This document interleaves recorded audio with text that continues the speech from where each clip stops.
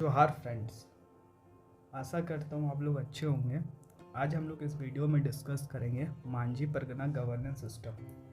Manjhi Pargana governance system Santhal tribe से related है, जो इंस्पायर हुए थे सौरिया पहाड़िया ट्राइब से। सौरिया पहाड़िया ट्राइब्स का गवर्नेंस सिस्टम को बोला जाता है, ये one of the most democratic governance system है। अब हम लोग इनका एडमिनिस्ट्रेशन स्ट्रक्चर समझते हैं। इनका जो एडमिनिस्ट्रेशन स्ट्रक्चर है ना, वो 4 लेयर पे डिवाइडेड है। कौन कौन सा है? ग्राम है। ग्राम का जो हेड होता है उसको बोला जाता है मांझी। फिर आता है देश और मोरे। ये कैसे? जब 5 से 8 विलेज को कंबाइन करके देश या मोरे बनाया जाता है, जिसका हेड होता है देश मांझी या मोरे मांझी। उसके ऊपर होता है परगना, जो 15 से 20 विलेज को कंबाइन करके बनाया जाता है, और परगना का हेड को बोलते हैं परगनेट। उसके ऊपर जो होता है वो डिसुम परगना होता है, जो सबसे हाईएस्ट होता है। और ये 70 से 80 विलेज को कंबाइन करके एक डिसुम परगना बनता है। और जो डिसुम परगना का हेड होता है उसको बोला जाता है डिसुम परगनेट। ग्राम लेवल पे देखते हैं कि कौन कौन ऑफिसर्स होते हैं, उनका ड्यूटी और फंक्शन क्या होता है। सबसे पहला जो होता है वो मांझी होता है, जो हेड ऑफ द पंचायत होता है, जिसके पास एडमिनिस्ट्रेशन और जुडिशियल दोनों पावर होता है। अब मांझी का फंक्शंस के बारे में देखते हैं। मांझी का फंक्शन क्या होता है ना, कि वो टैक्स को कलेक्ट करता है।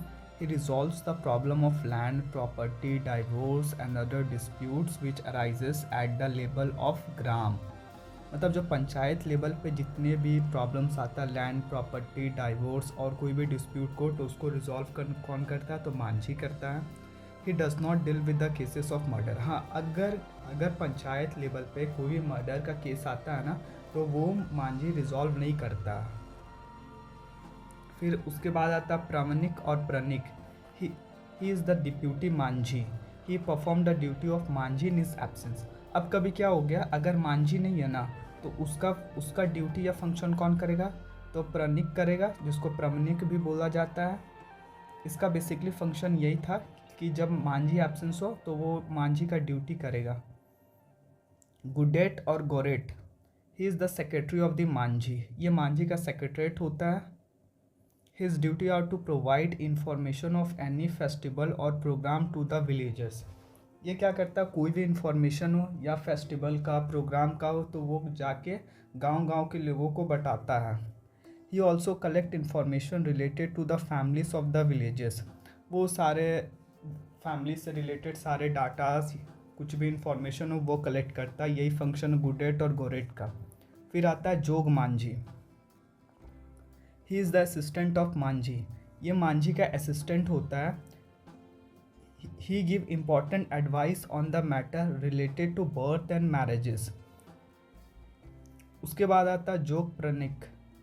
ही is the assistant of Jog Manjhi. ये किसका असिस्टेंट होता है? तो ये जोग मांझी का असिस्टेंट होता है।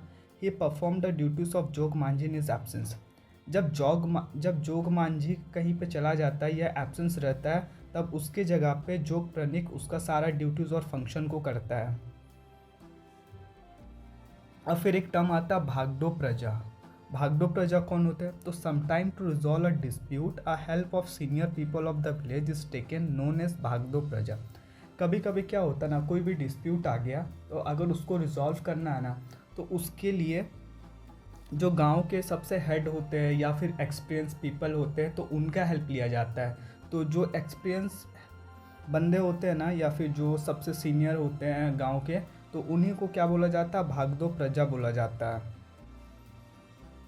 लासर टांगे, the officer who protect the village from the outsider attack.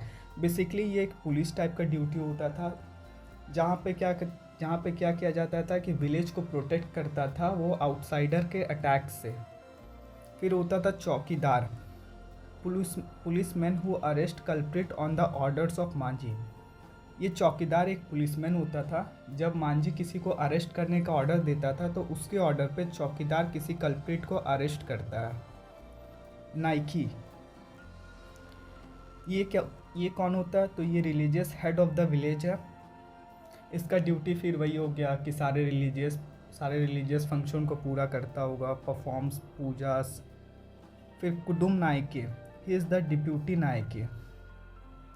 मतलब क्या हुआ कि अगर नायक एब्सेंस है तो इसके प्रेजेंस पे ये भी उसका ड्यूटी या फंक्शन कर सकता है। अब हम लोग देखते हैं देश मोरे के बारे में। देश मोरे का फॉर्मेशन, देश या मोरे का फॉर्मेशन कैसे होता है? तो 5 से 8 विलेज को कंबाइन करके एक देश या मोरे बनाया जाता है। इसका हेड कौन होता है? इसका हेड होता है देश मांझी या फिर More Manjhi. Pargana form by combining 15 to 20 village, 15 से 20 विलेज को कंबाइन करके एक परगना बनता है। इसका हेड होता है परगनेट। इट सेटल डिस्प्यूट बिटवीन 2 और मोर विलेजेस। जब भी 2 या फिर 2 से ज़्यादा विलेज के बीच में डिस्प्यूट रहेगा तो उसको रिजॉल्व कौन करेगा?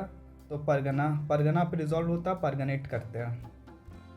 डिसुम Pargana form by combining 70 to 80 villages, 70 से 80 विलेज को कंबाइन करके एक डिसुम परगना का निर्माण किया जाता है। Head of the Disum Pargana is Disum Parganait. इसका जो हेड होता है वो डिसुम परगनेत होते हैं। The cases which are not resolve by Parganait are transfer to Disum Pargana. जो भी केसेस यहाँ पे पेंडिंग होता है उसको यहाँ पे ट्रांसफ़र कर दिया जाता है। अब लोअर सेंद्रा क्या होता है? It is the highest and the final judicial institution.